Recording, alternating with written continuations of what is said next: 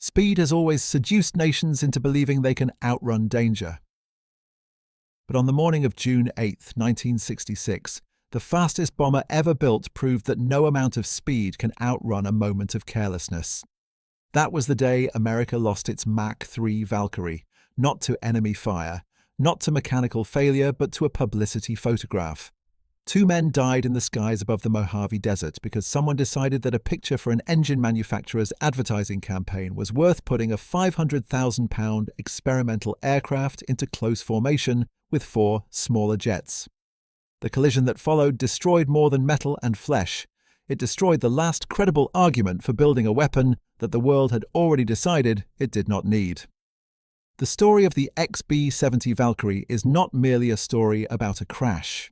It is a story about what happens when an entire philosophy of warfare becomes obsolete while the machine designed to embody it is still being built.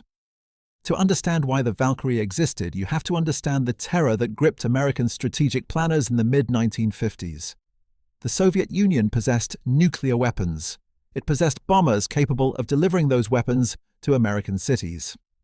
And the only guaranteed way to prevent nuclear annihilation was to threaten annihilation in return. This doctrine, known as mutual assured destruction, depended on the ability to deliver nuclear warheads deep inside Soviet territory, regardless of whatever defenses Moscow erected. In 1954, the Boeing B-52 Stratofortress was just entering service. It was a magnificent aircraft. It could carry nuclear weapons across intercontinental distances at high altitude. But planners at the Strategic Air Command were already looking beyond it. Soviet interceptors were getting faster. Soviet radar networks were getting more capable. And a new threat was emerging that would change everything. Surface-to-air missiles. The S-75 Divina, known to NATO as the SA-2 guideline, was first publicly displayed in Moscow in 1957, and American intelligence officers understood immediately what it meant. The high-altitude sanctuary that bombers depended upon was closing. Within a few years, flying high and slow over the Soviet Union would be suicide.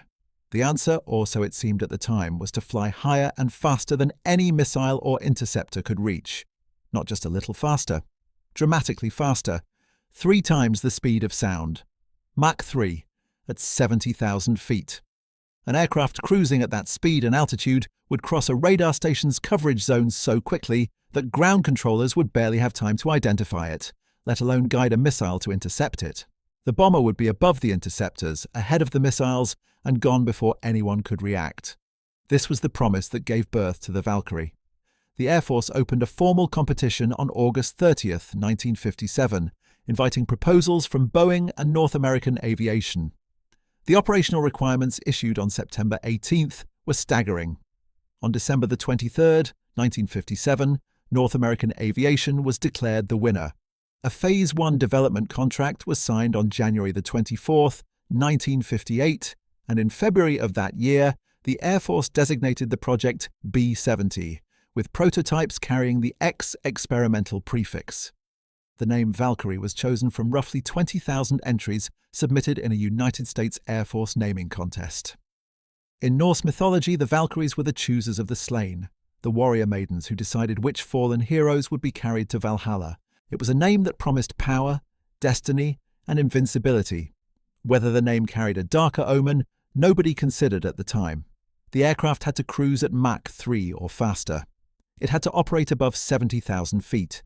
It had to carry thermonuclear weapons across 10,500 miles without refueling, and it had to do all of this while fitting into the hangars, runways, and ground handling equipment already built for the B-52. Every one of these requirements pushed against the known boundaries of aerospace engineering. No aircraft had ever sustained Mach 3 flight for more than brief dashes. No bomber had ever operated routinely at 70,000 feet. The engineers at North American were being asked to build something that the laws of physics barely permitted. The fundamental problem was heat. At sustained Mach 3, friction with the atmosphere heats an aircraft's skin to an average of roughly 450 degrees Fahrenheit. Leading edges and engine inlets reach far higher.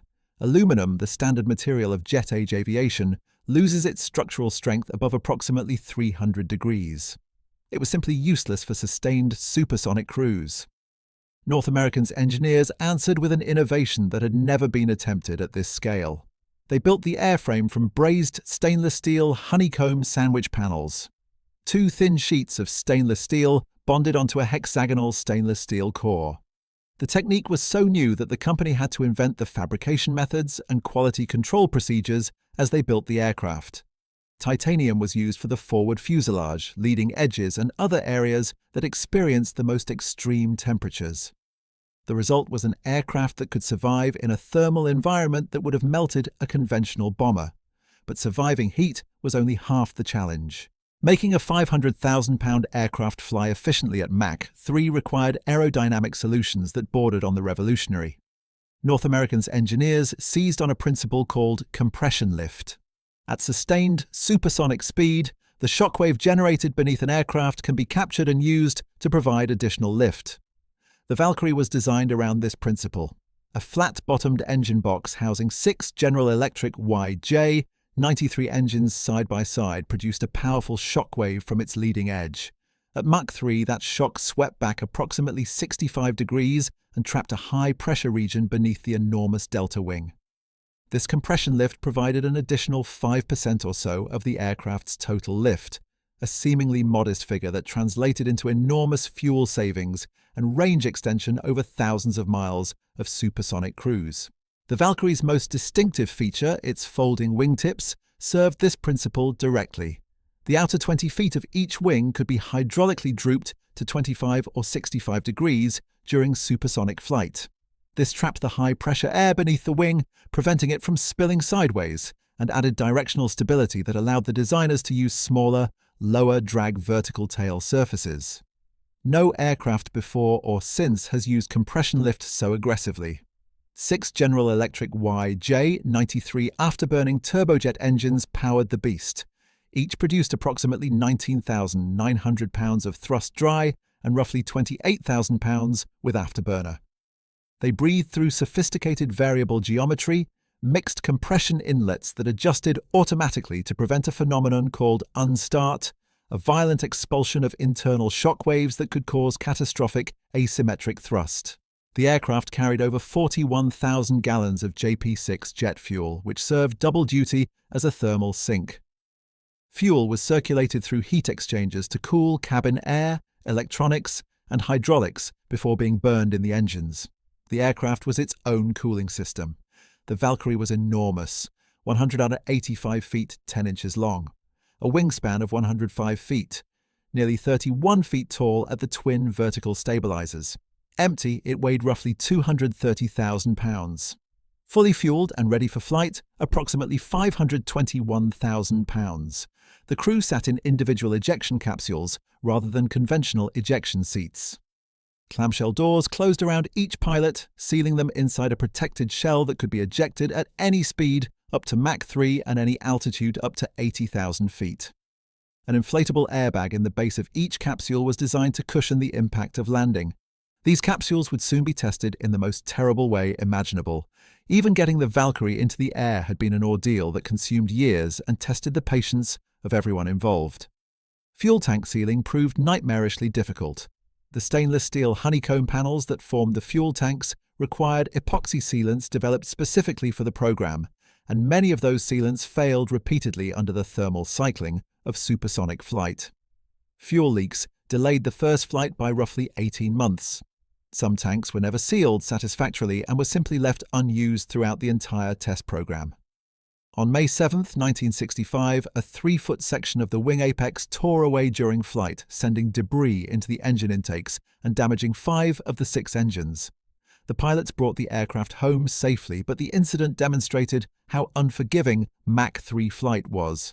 The thermal environment expanded and contracted the airframe with every acceleration and deceleration cycle. Panels that had been perfectly bonded on the ground could fail catastrophically at speed. Defective panels had to be identified, removed, and nickel-plated before reinstallation. Every flight was an experiment, and every experiment carried genuine risk. The aircraft also featured a movable outer windshield ramp that could be raised to streamline the forebody at high Mach numbers and lowered for visibility during takeoff, landing, and low-speed flight. Ahead of the cockpit sat a large, all-moving canard foreplane with a span of approximately 28 feet 10 inches, which provided pitch control and additional lift. 12 trailing-edge elevons on the delta wing combined the functions of elevators, flaps, and ailerons. The engineering complexity was staggering. There were days when the Valkyrie seemed to be fighting its own existence, as if the laws of physics resented being pushed this hard. Yet even as the engineers performed miracles of design and construction, the strategic foundation beneath the Valkyrie was crumbling. The doctrine that justified its existence was being dismantled by events that no amount of engineering brilliance could overcome.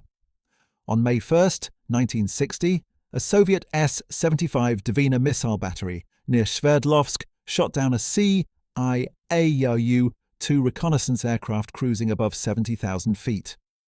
The pilot, Francis Gary Powers, was captured alive and paraded before the world's press. The implications were devastating. The high-altitude sanctuary that both the U-2 and the entire B-70 concept depended upon no longer existed. If the Soviets could destroy a small, difficult-to-detect reconnaissance aircraft at 70,000 feet, they could certainly develop missiles capable of reaching a large, radar-visible bomber at the same altitude. Even sustained Mach 3 speed offered only marginal protection against the next generation of Soviet surface-to-air missiles. The Valkyrie's straight, predictable cruise trajectory and its enormous radar cross-section made it, in retrospect, a far easier target than the bomber community wanted to admit. The Air Force's doctrinal response was to shift toward low-level penetration. If you could not fly over the enemy's defenses, you would fly under them, sneaking beneath radar coverage at a few hundred feet above the terrain. But the Valkyrie was structurally unsuited to sustained low-level flight. Its thin, heat-optimized delta wing was designed for the smooth, laminar airflow of high altitude. In the dense, turbulent air near the ground, that same wing would experience structural loads it was never designed to withstand. At low altitude, the Valkyrie offered little improvement over the B-52 it was supposed to replace, while costing enormously more to build and operate, and with far shorter range on a low-level mission profile. The aircraft had been designed to exploit a sanctuary that no longer existed, and it could not be redesigned for the new reality without becoming an entirely different machine. At precisely the same moment, intercontinental ballistic missiles were transforming nuclear deterrence from the ground up. Atlas, Titan, and especially the solid-fueled Minuteman could deliver warheads to Soviet targets in 30 minutes. They cost far less per delivered warhead than a manned bomber. They sat in hardened silos, immune to interceptors and surface-to-air missiles, and they could be launched in minutes rather than the hours required to scramble, fuel, and dispatch a bomber fleet. President Dwight Eisenhower himself told the Air Force Chief of Staff in November 1959 that the B-70 left him cold in terms of making military sense. By the time it could be fielded, he argued, intercontinental ballistic missiles would be the dominant deterrent. When the Kennedy administration took office in January 1961, Secretary of Defense Robert McNamara brought a ruthless cost-effectiveness analysis to every weapons program. His conclusion was devastating for the Valkyrie. The bomber's mission could be accomplished more cheaply by Minuteman and Polaris missiles. The B-52, supplemented by air-launched missiles, could cover whatever residual requirement existed for manned bombers. In March 1961, the Kennedy administration formally cancelled the operational B-70 production program. The fleet of up to 150 bombers that the Air Force had envisioned would never be built. Funding was slashed to keep just 2 prototype aircraft alive as high-speed research vehicles. The Valkyrie would fly, but it would never fight. Air Force Chief of Staff General Curtis LeMay fought the cancellation with everything he had. LeMay had built the Strategic Air Command into the most powerful military force in human history. He had commanded the firebombing campaign against Japan in 1945. He had initiated the Berlin airlift as commander of United States Air Forces in Europe. He believed in bombers with the fervor of a man who had commanded them in war and who had seen what they could accomplish when wielded with determination. He viewed McNamara's preference for missiles as the product of statisticians who had never heard the sound of flak hitting an airframe, who had never watched a crew burn because their aircraft could not fly fast enough or high enough. LeMay wanted those B-70s operating at 70,000 to 80,000 feet. He argued that missiles, once launched, could not be recalled. Bombers could.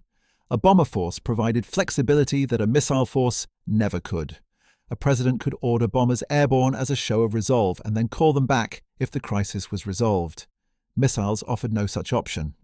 Once the button was pressed, the warheads were on their way, and there was no calling them home. It was a reasonable argument, and it was losing. In the spring of 1962, Congress went so far as to direct McNamara to spend $491 million on a reconnaissance strike variant called the RS-70. McNamara, backed by President Kennedy, simply refused to spend the money. It was an extraordinary moment in civil-military relations. The civilian leadership had made its decision. The manned bombers era as the primary nuclear delivery system was ending. No amount of institutional passion, no matter how deeply rooted in combat experience, would reverse that verdict. On January 7, 1964, lemay himself endorsed the Air Force Council's recommendation to reduce the program from 3 prototypes to 2, effectively accepting what he had fought against for years. Only 2 Valkyries were ever built. A V-1, Serial 620001, rolled out at North American's Plant 42 in Palmdale, California, on May 11, 1964, and made its first flight on September 21st of that year. A V-2, Serial 620207, first flew on July 17, 1965, and incorporated 5 degrees of wing dihedral added on the recommendation of NASA wind tunnel studies, a modification that gave it markedly better directional stability above Mach 2.5.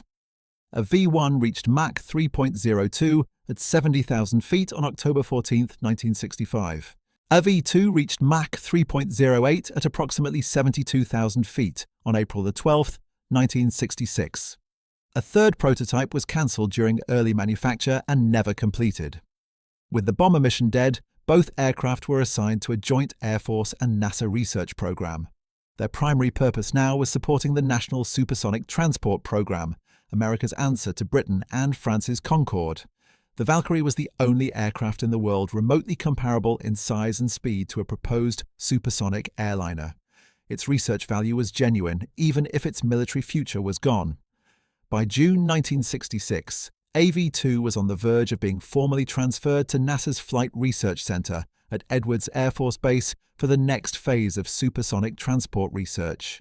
That transfer would never happen. The morning of June 8, 1966, began as a routine test mission. The flight was internally numbered 246, Air Vehicle 2, Flight 46. It was the 95th XB-70 sortie overall. The official test card called for 12 subsonic airspeed calibration runs and 1 supersonic sonic boom run. After these were completed, AV-2 was to rendezvous with 4 other aircraft over the Mojave Desert for a formation photograph. In the left seat as command pilot sat Alvin S. White, North American Aviation's chief test pilot, on his 49th flight in the Valkyrie. In the right seat, making his very first XB-70 flight, sat United States Air Force Major Carl S. Cross, a 40-year-old combat veteran from Tennessee who had recently returned from Vietnam. Cross had trained extensively in the simulator and in chase aircraft, but he had never sat in a Valkyrie cockpit during actual flight until that morning. The photograph had been organized at the request of General Electric, manufacturer of the engines in every one of the 5 aircraft in the planned formation. General Electric's New York advertising agency, known as BBDO, wanted images showcasing their engines powering 5 different military aircraft, flying together in a dramatic V formation against the clear desert sky. It was a corporate marketing exercise, nothing more. No scientific data would be gathered. No research objective would be served. The formation existed solely to produce a photograph for an advertisement. The formation consisted of the XB-70 Valkyrie, a United States Navy. F-4, B Phantom II, flown by Navy Commander Jerome Skyrud with Radar Intercept Officer E.J. Black in the rear cockpit. A Northrop YF-5A Freedom Fighter, a Northrop T-38A Talon, and a Lockheed F-104N Starfighter. A civilian Learjet 23 carrying still and motion picture cameramen served as the photo ship. Every aircraft in the formation was powered by General Electric engines. That was the entire point. The T-38 was flown by Air Force Captain Pete Hogue, with Colonel Joseph Cotton in the rear cockpit. Cotton was the XB-70 Test Force Director and one of the most experienced Valkyrie pilots in the program. He had served as co-pilot on the maiden flights of both AV-1 and AV-2 alongside Al White. His presence in the chase aircraft that morning would prove critical in the moments after the collision, when his voice on the radio would be the first to identify what had happened and the last to order the crew to eject. The F-104N starfighter bore civil registration N813NA. It belonged to NASA and was one of 3 civil-registered starfighters used as chase planes at the Flight Research Center. Its pilot was Joseph A. Walker, NASA's chief research pilot and one of the most accomplished aviators who ever lived. Joe Walker's career reads like a catalogue of humanity's greatest achievements in flight. Born on February 20th, 1921 in Washington, Pennsylvania, he earned a degree in physics from Washington and Jefferson College in 1942 and immediately entered the Army Air Forces. He flew 58 combat missions in the Mediterranean and European theatre in the P-38 Lightning and its reconnaissance variant, earning the Distinguished Flying Cross and the Air Medal with 7 oak leaf clusters. After the war, he joined NACA, the predecessor to NASA, as a research pilot. He transferred to Edwards Air Force Base in 1951, where he flew virtually every significant experimental aircraft of the era.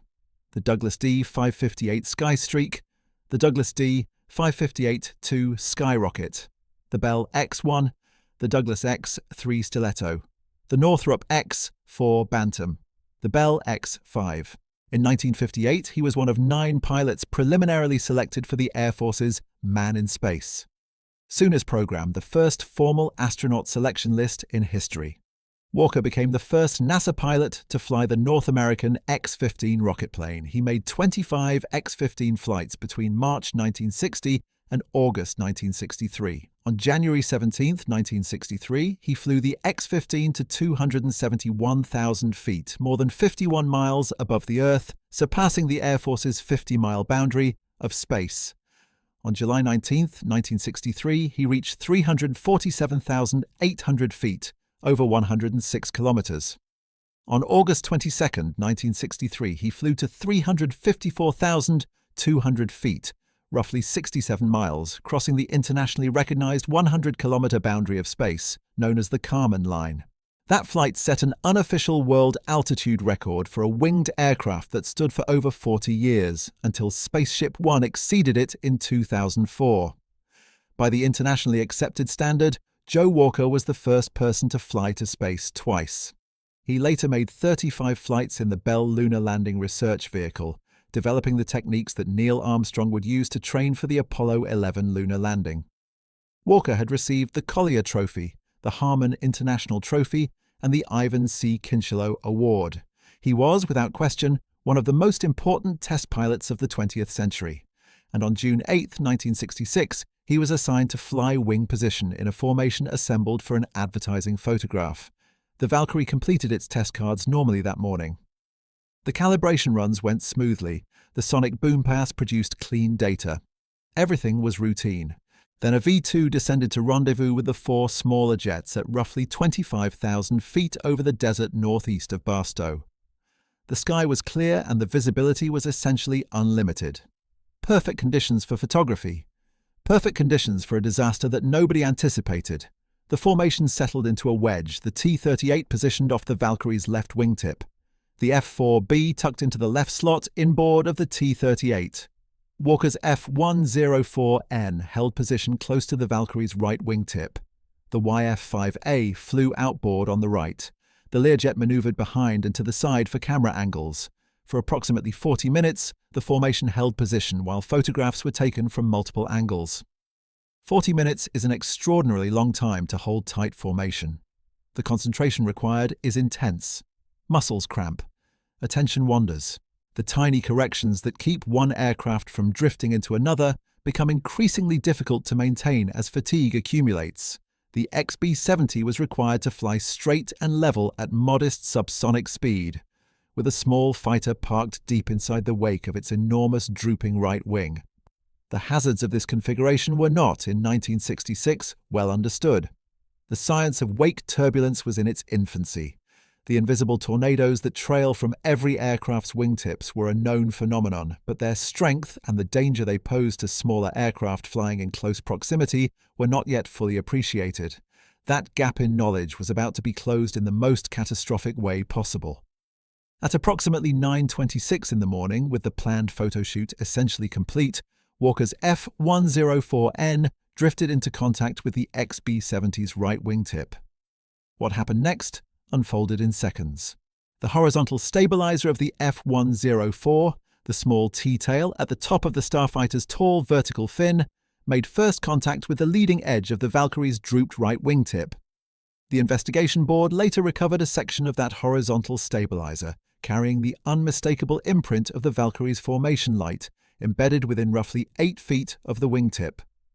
The F-104's small wings could not overcome the powerful rolling moment generated by the Valkyrie's wingtip vortex. Engineering analysis later calculated that within approximately 8 feet of the XB-70's wingtip, the swirling vortex exceeded the F-104's maximum roll control authority.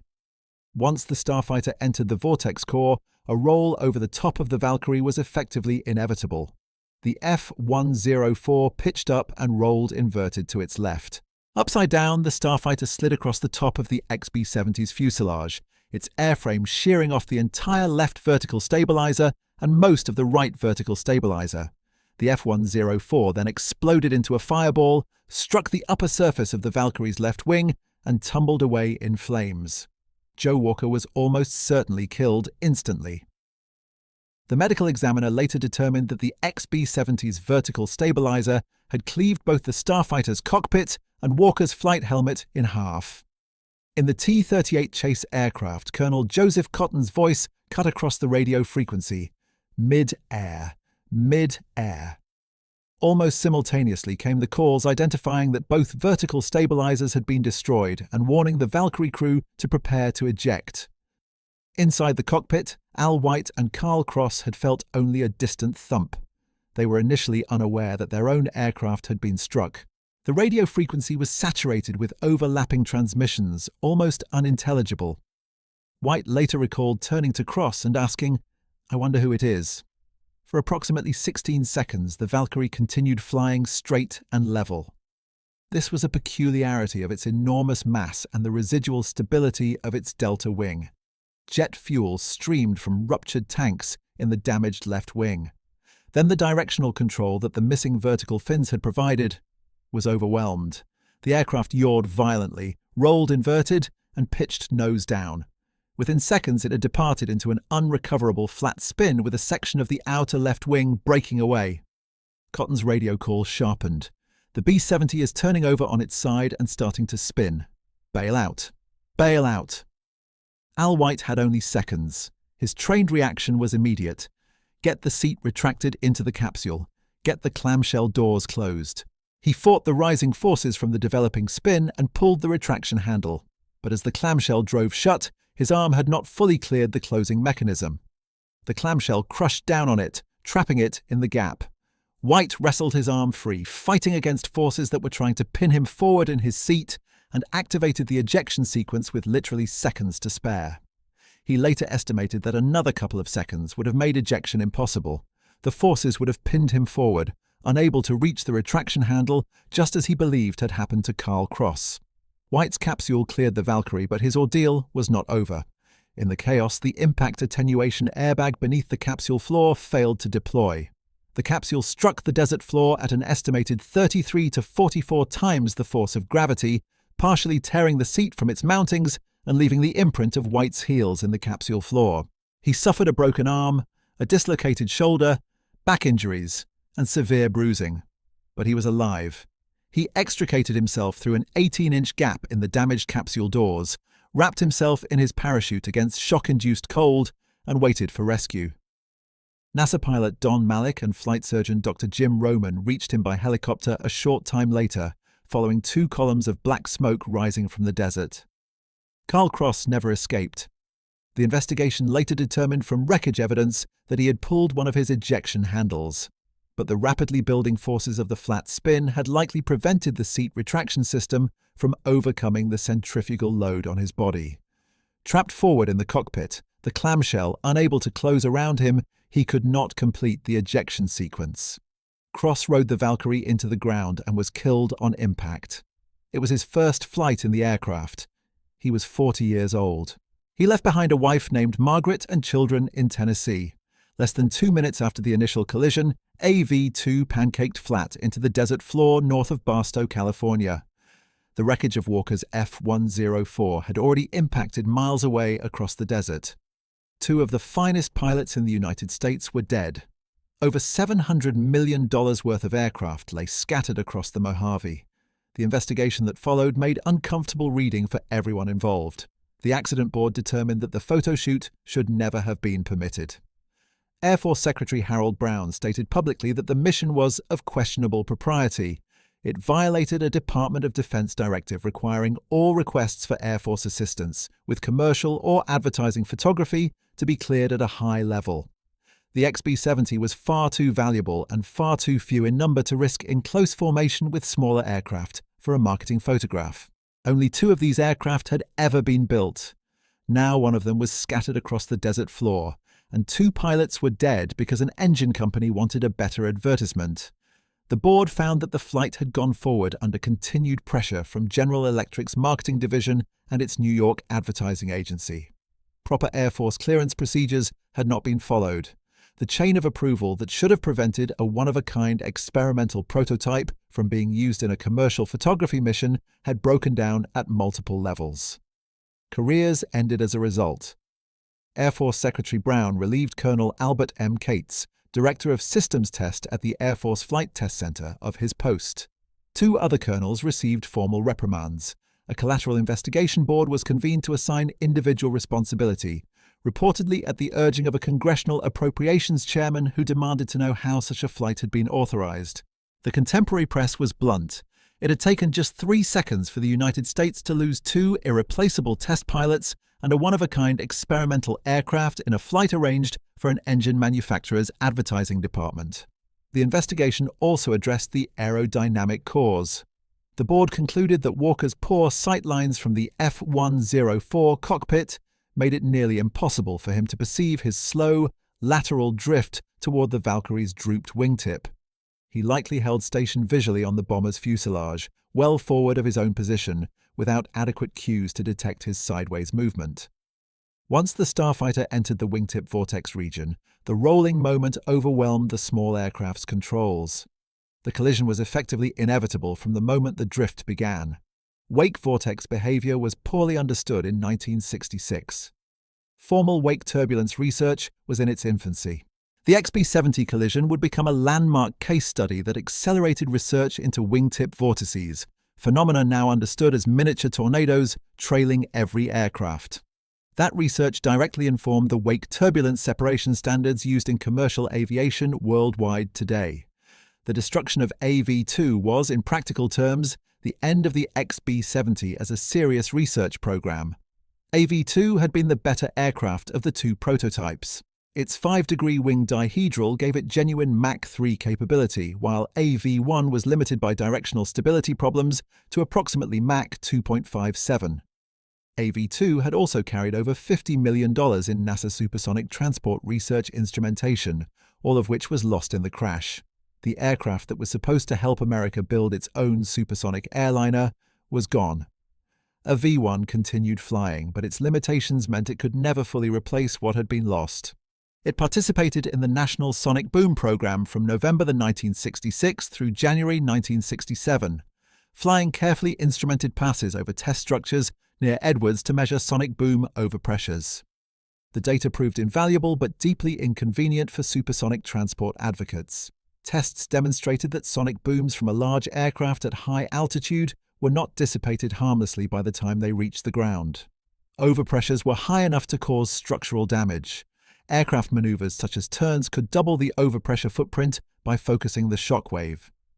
This data contributed directly to the Federal Aviation Administration's eventual prohibition of civil overland supersonic flight and to Congress's 1971 cancellation of the American Supersonic Transport Program.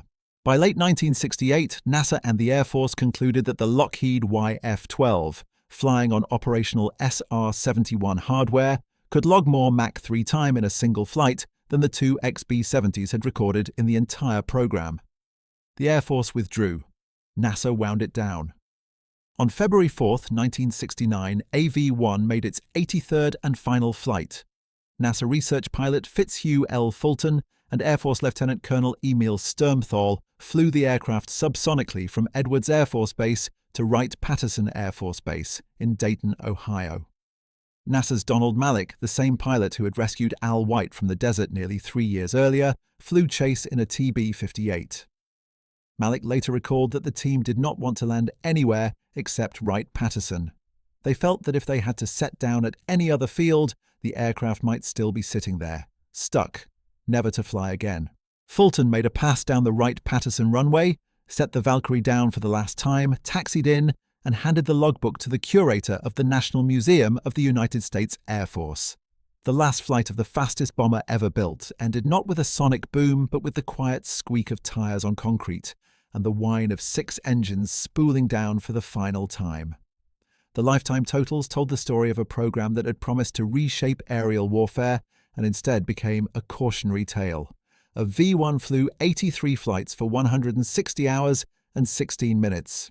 A V-2 flew 46 flights for 92 hours and 22 minutes before its destruction. The combined total of time spent above Mach 3, the speed that had justified the entire program's existence, was just 1 hour and 48 minutes across both aircraft and all flights. Billions of dollars, years of engineering effort. Thousands of careers devoted to building the ultimate instrument of high-altitude nuclear deterrence, and the result was 108 minutes at the speed that was supposed to make it invincible. Al White recovered from his injuries and returned to flight status approximately 3 months after the crash, though he never flew an XB-70 again. The experience had taken something from him that no amount of recovery could restore. White had been North American aviation's chief test pilot since 1961. He had flown the maiden flights of both Valkyrie prototypes and had taken both aircraft through Mach 3 for the first time. He was one of the most accomplished engineering test pilots of his generation, with a wartime record that included bomber escort and ground attack missions over Europe in the P-51 Mustang with the 355th Fighter Group from D-Day through VE Day. After the war, he had earned a degree in mechanical engineering from the University of California at Berkeley and had flown the F-86 Sabre, the F-100 Super Sabre family, and the X-15. Like Walker, he had been on the 1958 Man in Space soonest selection list. White left North American aviation shortly after the crash to join Trans World Airlines. He later worked as an aviation expert witness. Over a 60-year flying career, he accumulated more than 8,500 hours in more than 125 different aircraft types. His awards included the Distinguished Flying Cross, the Air Medal with 9 oak leaf clusters, the Ivan C. Kincheloe Award, and the Octave Chanute Award. He died in Tucson, Arizona on April 29, 2006, at the age of 87. His published recollections remain the principal first-hand account of what happened inside the Valkyrie cockpit on June 8, 1966. He never stopped believing that another 2 seconds of delay in activating his ejection capsule would have killed him, just as surely as the same delay killed Carl Cross.